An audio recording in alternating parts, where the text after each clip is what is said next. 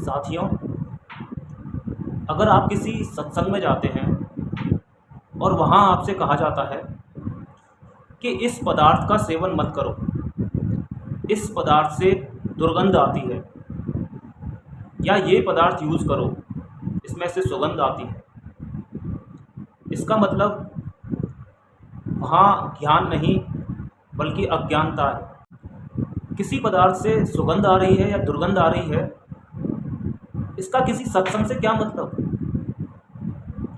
जबकि सत्संग का उद्देश्य तो होना चाहिए सत्य का मार्ग, क्या सही है और क्या गलत, सत्य क्या है और असत्य, ज्ञान का प्रचार करना, ये सत्संग का उद्देश्य होना चाहिए। किसी पदार्थ से सुगंध आ रही है या दुर्गंध, ये तो आपके विचारों के ऊपर निर्भर करता है। हो सकता है जिस पदार्थ से आपको दुर्गंध महसूस हो रही है, वही पदार्थ किसी दूसरे के लिए सुगंध का स्रोत है।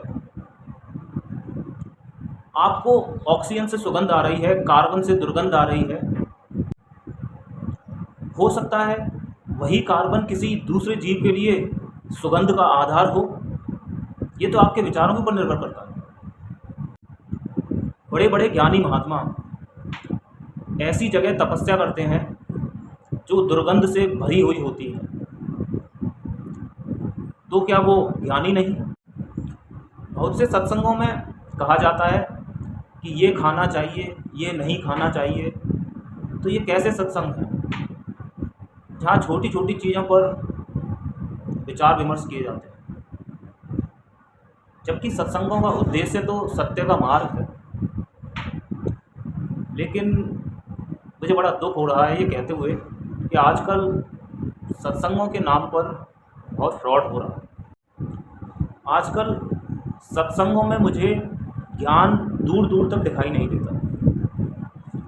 अज्ञानता और अंधविश्वास है।